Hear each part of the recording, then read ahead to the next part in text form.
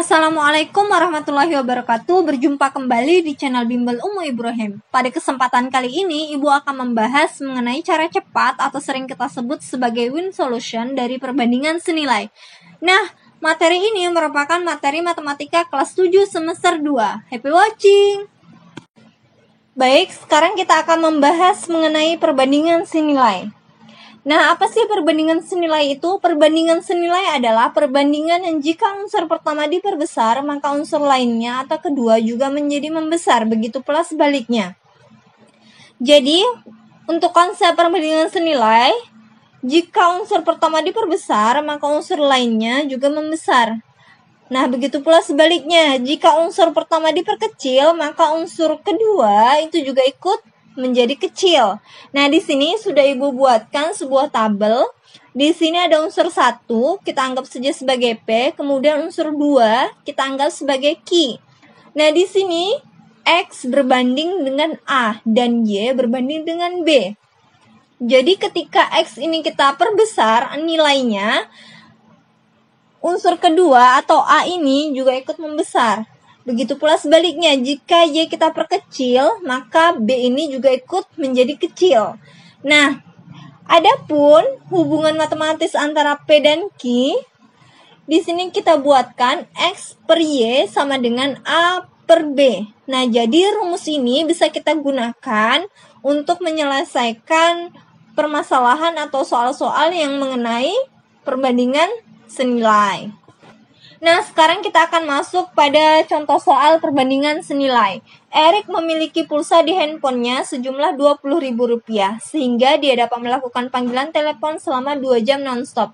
Jika Evan hanya memiliki pulsa Rp5.000, berapakah lama waktu telepon yang bisa dilakukannya? Nah, jadi untuk memudahkan menyelesaikan permasalahan ini atau soal ini, kita buatkan dalam sebuah tabel. Nah, di sini untuk unsur pertama, kita anggap sebagai pulsa, kemudian unsur kedua itu lama waktu telepon. Untuk Erik tadi punya pulsa Rp20.000, kemudian lama waktu telepon selama 2 jam. Kemudian Evan itu Rp5.000, kemudian lama waktu telepon itulah yang akan kita cari atau akan kita bahas. Maka di sini kita buatkan saja sebagai X jam. Nah, kemudian di sini untuk unsur 1 di sini kita buatkan X, kemudian yang di bawahnya Y. Unsur kedua di sini A, di sini B. Nah, lanjut. Nah, di sini kita buatkan dulu rumusnya. Rumusnya tadi adalah di sini X per Y sama dengan A per B. Nah, di sini X-nya kita masukkan nilainya, X-nya tadi 20, kemudian Y-nya 5.000, kemudian A-nya 2, B-nya adalah X. Nah, setelah ini kita kalikan silang. Jadi di sini 20.000 kita kali dengan X, kemudian 5.000 kita kalikan dengan 2. Kita lanjut. 20.000 kita kalikan dengan X, itu hasilnya adalah 20.000 X. Kemudian 5.000 dikali 2, 10.000. Kita lanjut. Nah, di sini kan kita ingin mencari X, maka X sama dengan 10.000 per 20.000. 20.000 pindah ruas ke kanan. Awalnya dia menjadi pengali, pindah ruas ke kanan menjadi pembagi. Sehingga X sama dengan 10.000 per 20.000. Maka X sama dengan, di sini kita bisa coret nolnya. Di sini kita coret 4 nolnya. Di sini juga kita coret 4 nolnya. Sehingga tinggal 1/2. Maka X sama dengan setengah atau 1/2 jam. Nah, setengah atau 1/2 jam ini kalau misalkan kita buatkan adalah bisa kita buatkan 0,5 jam atau kita jadikan sebagai menit /1 jam berapa menit? 1 jam berapa menit? 60, berarti setengah dikali 60. 60/2 sama dengan 30 menit. Nah, jadi bisa kita simpulkan bahwa lama telepon yang dapat dilakukan Evan adalah setengah jam atau 0,5 jam atau 30 menit saja. Nah, di sini kalau kita perhatikan unsur pertama Evan itu lebih kecil daripada unsur pertama Erik. Di sini Erik 20.000 sedangkan Evan 5.000. Nah, dalam konsep perbandingan senilai, semakin kecil unsur pertama maka unsur kedua semakin kecil juga.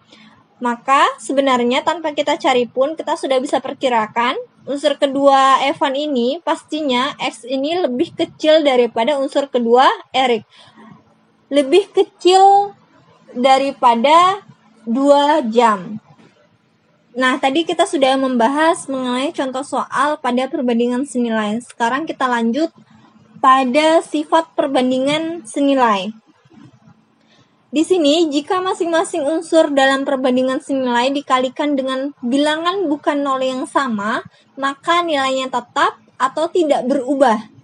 Nah, di sini jika A berbanding B sama dengan C banding D, maka berlaku AP banding BP sama dengan C banding D, di mana P tidak sama dengan 0. Kemudian di sini A banding B sama dengan C Q banding D Q, di mana Q tidak sama dengan 0. Lalu di sini AP banding BP sama dengan C Q berbanding D Q, di mana P tidak sama dengan 0 dan Q tidak sama dengan 0. Nah, di sini dikatakan bahwa jika masing-masing unsur dalam perbandingan senilai itu dikalikan dengan bilangan bukan 0 yang sama, maka nilainya tetap.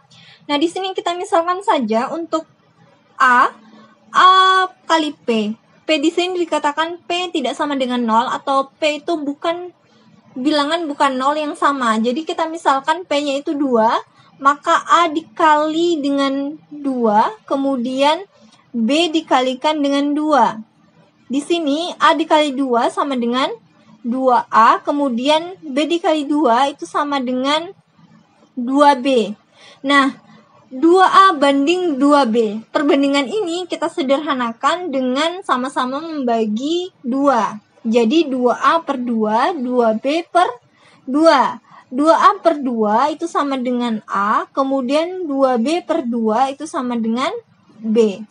Sehingga tetap, maka pernyataan ini bernilai benar. Di sini dikatakan bahwa jika dikalikan dengan bilangan bukan 0 yang sama, maka nilainya tetap atau tidak berubah.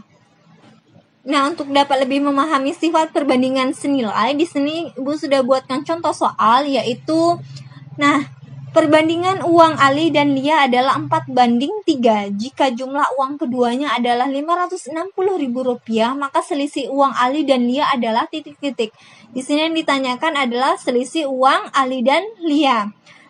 Maka di sini kita misalkan dulu bahwa perbandingan uang Ali dan Lia adalah A banding B. Maka A banding B sama dengan 4:3.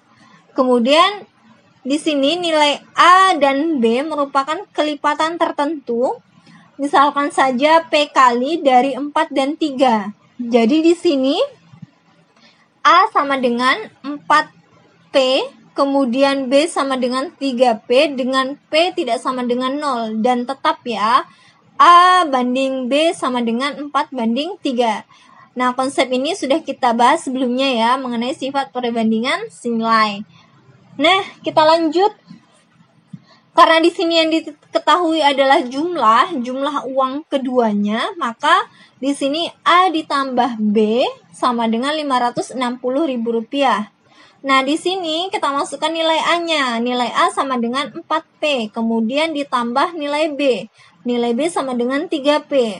3P ditambah 4P ditambah 3P sama dengan Rp560.000. Nah, kita tambahkan, kita jumlahkan 4P ditambah 3P sama dengan 7P sama dengan Rp560.000. Kemudian untuk mencari P di sini, P sama dengan Rp560.000 per 7. Atau Ibu buatkan saja di sini ya. Di sini ya, P sama dengan Rp560.000 per 7. Maka di sini P sama dengan Rp80.000. Nah, ini bukan jawaban dari soal ini. Yang di sini yang ditanyakan adalah selisih uang Ali dan Lia. Nah, kalau selisih uang Ali dan Lia berarti A dikurang B. Di sini A dikurang B atau Ali dikurang Lia sama dengan kita masukkan nilainya. A-nya 4P, kemudian B-nya 3P, sehingga 4P dikurang 3P, hasilnya P saja. Nilai P berapa? Nilai P 80.000. Maka bisa kita simpulkan selisih uang Ali dan Lia adalah Rp80.000. Kita lanjutkan pada soal dan pembahasan perbandingan senilai. Soal pertama. Nah, soal pertama ini merupakan soal ujian nasional tahun 2007-2008. Sebuah mobil menghabiskan 8 liter bensin untuk menempuh jarak 56 km. Jika jarak yang ditempuh 84 km, maka bensin yang diperlukan adalah titik-titik. Baik, untuk memudahkan kita, di sini Ibu buatkan saja tabel. Di sini unsur pertama bensin dan unsur kedua jarak. Nah, untuk bensin 8 liter itu dapat menempuh jarak sejauh 56 km. Kemudian untuk jarak 84 km, maka bensin yang diperlukan adalah titik-titik. Di sini kita buatkan saja sebagai X liter. Baik, di sini Ibu buatkan 8 liter ini sebagai X, kemudian X liter ini sebagai Y, kemudian 56 km A, 84 km sebagai B. Baik, tadi rumus perbandingan senilai adalah X per Y sama dengan A per B. Maka di sini kita masukkan nilainya. Nilai X sama dengan 8, kemudian Y X liter. A di sini 56 dan B 84. Selanjutnya di sini kita akan kalikan silang. Kita kalikan silang. Maka di sini 56 dikali X sama dengan 84 kita kalikan dengan 8. Seperti ini. Nah, sehingga 56 dikali X adalah 56X. Kemudian 8 dikali 84. 8 dikali 84. Nah, di sini kita mencari nilai X. Maka X sama dengan 8 dikali 84 per 56. Di sini 56 sebagai pengalih pindah ruas ke kanan menjadi pembagi. Sehingga X sama dengan 12 liter. Maka bensin yang diperlukan untuk menempuh jarak 84 km adalah 12 liter. Baik, kita akan lanjutkan pembahasan kita untuk soal nomor 2. Soal nomor 2 ini merupakan soal ujian nasional tahun pelajaran 2011-2012. Sebuah tiang tingginya 2 meter memiliki bayangan 250 cm. Pada saat yang sama, bayangan sebuah gedung 40 meter. Tinggi gedung tersebut adalah titik-titik. Nah, untuk memudahkan kita menyelesaikan soal perbandingan senilai, di sini sama seperti yang tadi, kita buatkan sebuah tabel. Di sini, unsur pertamanya yaitu tinggi, unsur keduanya yaitu bayangan. Tiang yang tingginya 2 meter memiliki bayangan 250 cm. Kemudian di sini gedung yang tingginya titik-titik, kita misalkan saja sebagai X meter, bayangannya 40 meter. 40 meter ini kita konversikan satuannya menjadi cm. 40 meter kalau kita jadikan sebagai cm, maka sama dengan 40 kita kali dengan 100. Jadi 4000 cm. Kita lanjut, di sini 2 meter ini kita anggap sebagai X, X meter ini kita anggap sebagai Y. 250 cm kita anggap sebagai A dan 4000 cm kita anggap sebagai B. Rumus perbandingan senilai tadi adalah X per Y sama dengan A per B. Sehingga kita masukkan nilainya X 2, Y-nya X. A-nya 250, B-nya 4000. Selanjutnya di sini kita akan kalikan silang. Di sini kita kali silang.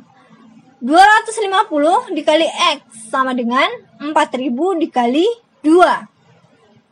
Nah, di sini 250 kita kalikan dengan X, hasilnya 250X sama dengan 2 dikali 4000. Karena di sini kita ingin mencari nilai X, maka X sama dengan 4000 dikali 2 atau 2 dikali 4000 per 250. Di sini 250 sebagai pengalih pindah ruas ke kanan menjadi pembagi. Maka X sama dengan 32 meter. Sehingga tinggi gedung tersebut adalah 32 meter. Soal nomor 3. Soal nomor 3 ini merupakan soal ujian nasional tahun pelajaran 2011-2012. Perbandingan kelereng Dito dan Adul adalah 9:5, sedangkan selisihnya 28. Jumlah kelereng mereka adalah titik-titik. Di sini Ibu buatkan tabelnya. Ada kelereng Dito dan Adul. Untuk rasionya Dito 9 dan Adul 5. Yang perlu ditekankan di sini 9:5 ini bukanlah jumlah aslinya, tetapi hanya sebagai rasio kelereng Dito dan Adul. Nah, untuk jumlah asli kelereng Dito 9P dan Adul 5P. Dengan P di sini adalah nilai kelipatan tertentu. Nah, kemudian yang diketahui di sini adalah selisih. Selisihnya adalah 28. Nah, dari selisih ini nantinya kita akan mencari nilai P.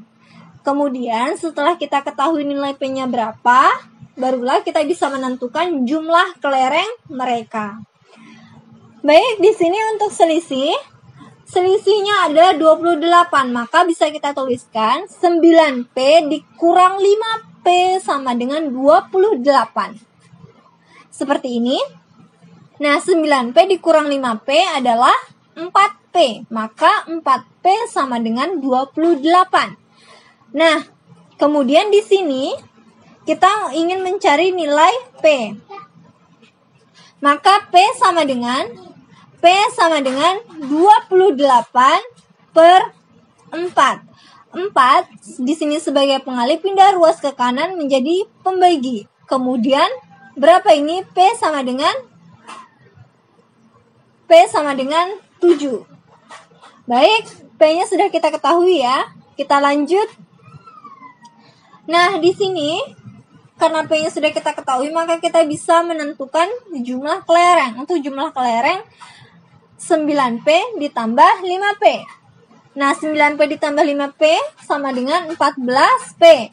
Nah, kita masukkan saja nilai P-nya. Karena P-nya di sini sudah diketahui 7, maka 14 dikali 7. 14 dikali 7 sama dengan 98. Nah, maka bisa kita simpulkan jumlah kelereng mereka adalah 98. Kita masuk soal nomor 4. Soal nomor 4 ini merupakan soal ujian nasional tahun pelajaran 2013-2014. Perbandingan kelereng Faiz dan Bayu adalah 4:11. Jumlah kelereng mereka 60. Selisih kelereng keduanya adalah titik-titik. Di sini Ibu buatkan dulu tabelnya. Kelereng, di sini ada kelereng Faiz dan Bayu. Untuk rasionya Faiz itu 4 dan Bayu 11. Jumlah aslinya Faiz 4K dan Bayu 11K. Dengan K di sini adalah nilai kelipatan tertentu. Kalau kita perhatikan, soal nomor 4 ini adalah kebalikan dari soal nomor 3. Kalau soal nomor 3 tadi kan, yang diketahui selisih, yang ditanya adalah jumlah. Kalau soal nomor 4, yang ditanyakan selisih, yang diketahui jumlah. Jadi kebalikannya ya. Nah, karena di sini yang diketahui adalah jumlah kelereng mereka 60, maka 4K ditambah 11K sama dengan 60. 4K ditambah 11K berapa? 15K. 15K sama dengan 60, sehingga K-nya sama dengan K sama dengan 60 per 15. 15 di sini sebagai pengalih pindah ruas ke kanan jadi pembagi. 60 per 15 sama dengan 4. Nah, kita sudah ketahui nilai K-nya, maka kita bisa menentukan selisih kelereng keduanya.